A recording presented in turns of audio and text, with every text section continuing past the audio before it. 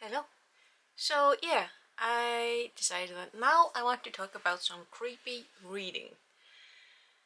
Mostly because it's October and I've been trying my level best to read a little bit more outside my comfort zone. Which is going, not as well as I wanted it to, but it's going. At least I've read a little bit of the creepiness. Honestly, Lovecraft, those stories are kind of coming to my rescue. Which is more than I can expected. There, but this little experiment of mine has made me think about why I want to be reading these stories. First up, YouTube. Let's be honest, there are quite a few wonderful content creators here on YouTube, and quite a few who talk about horror and thriller, and it is enough to make me want to read a little bit more. It is. I mean, it's also the season. Right now it's October, and but mainly it's because it's outside my comfort zone. So, but this has made me think, or rather reminisce, ruminate. Yes, ruminate about the very, very, very few books that I've read throughout the years that have creeped me out. Two of them, actually. I didn't need more than that. The first one I actually did read. The other one, let's talk about that later. The first one, I don't even know what it's called. I can't remember what the name was, what the author's name was, anything.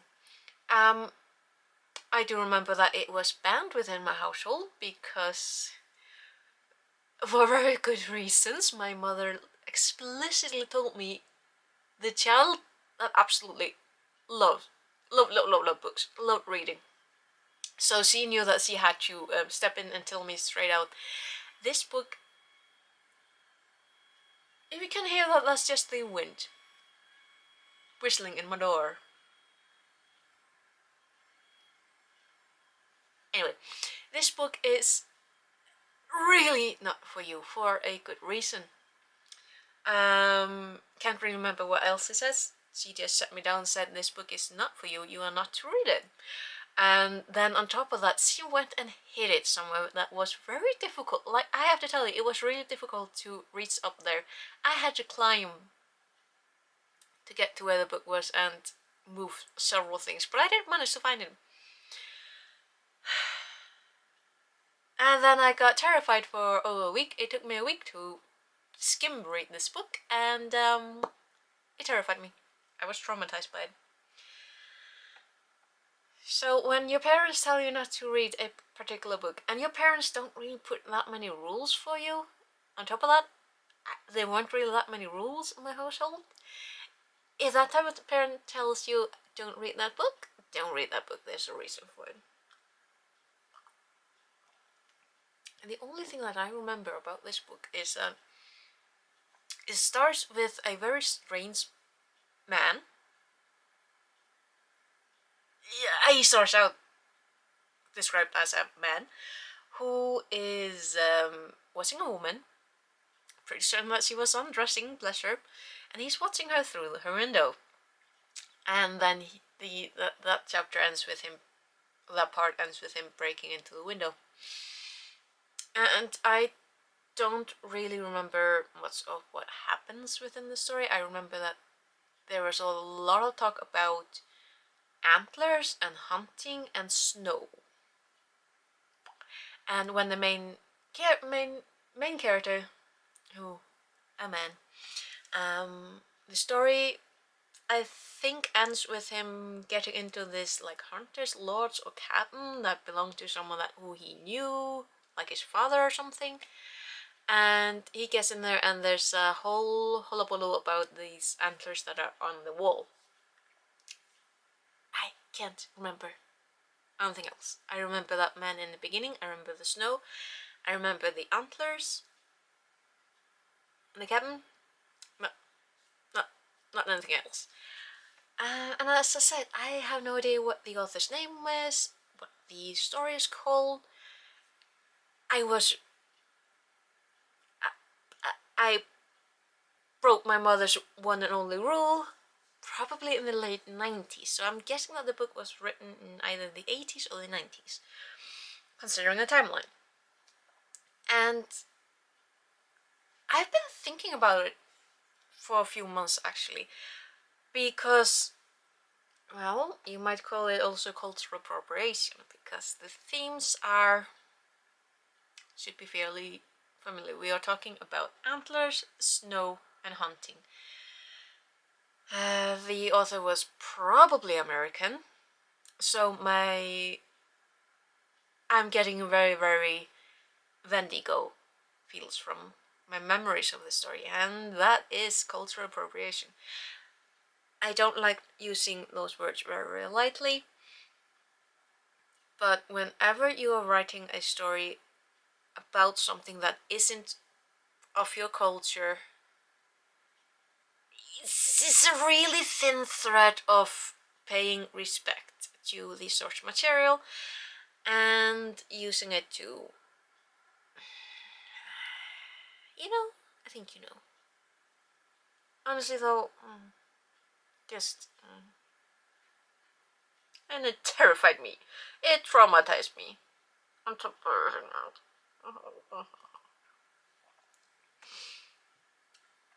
The other book I never read. And the reason is manifold. Second, it was another banned book, and I kind of learned my lesson with the first one.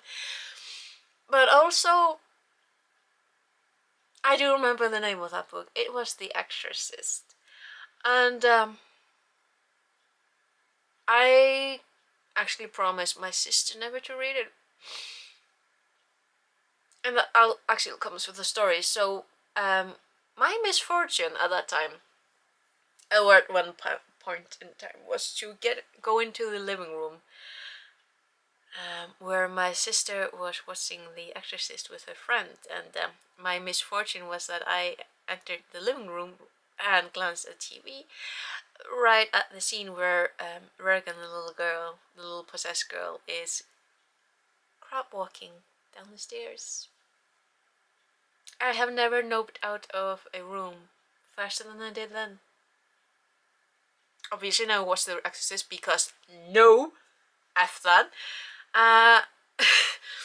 But my sister wasn't content with terrifying herself with watching the movie. No. She found out that the novel, because my family is avowed bibliophiles, that novel existed within our home. Our mother told her not to read it. She read it, and then she made me promise never to read it because she was traumatized by it. So no, I haven't read The Exorcist, but at least I remember the name of that one.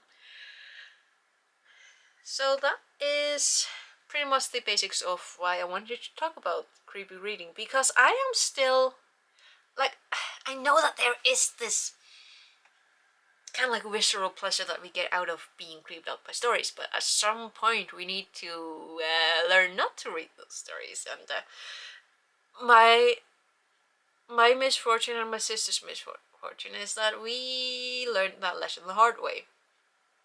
We read stories that were horrifying and traumatizing and creepy, despite being told not to.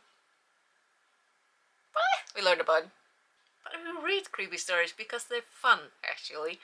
They tickle something in our brains, something in our systems that just goes. And it can be fun. It's just not fun when you're terrified of antlers. And you live in Iceland, where, we have deer, but we have reindeer, caribou, whatever you want to call them. I don't know. Actually, though, if you know what story I'm talking about, drop me a link or something, because I'm actually rather interested in knowing what the story was. Sure. I am rather interested in knowing that. If only so because we've moved a few times over the decades since then, and I'm pretty certain that that book was one of those that may have been damaged at one point when a water pipe gave way, so there's that. But another part of me is also rather interested in rereading the story to first I'll figure out what actually happens and whether the story is actually any good, and also whether my feelings of cultural appropriation are justified.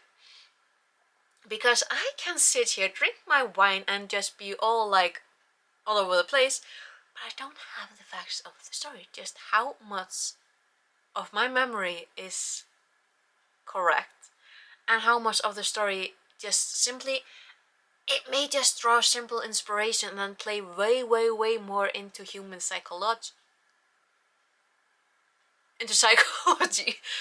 And how people react under stress, and just what exactly was going on in the story. I would be interested in knowing that, but I have no idea what the story was, where it is. I tried googling it, but I need to be better with search engine, because that wasn't fruitful.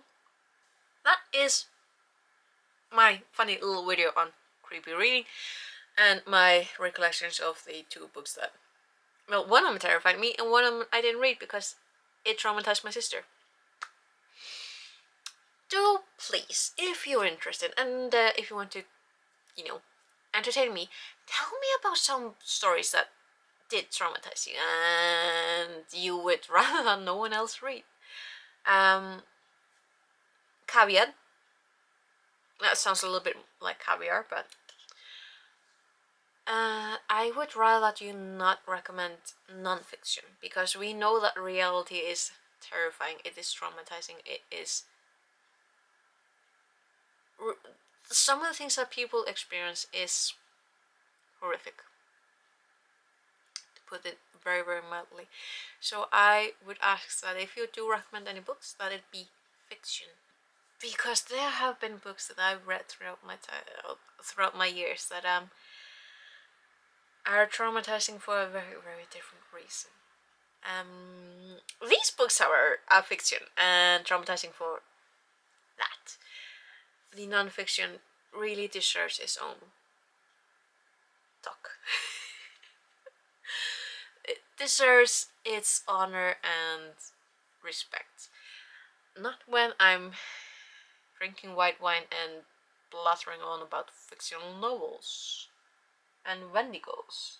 But yeah, I hope that you enjoyed this video. I'm gonna go continue reading, drinking my wine, and go do something productive. So yeah, hope you enjoyed this, and thank you for watching, and I'll see you hopefully again in another video of mine. So just bless, take care.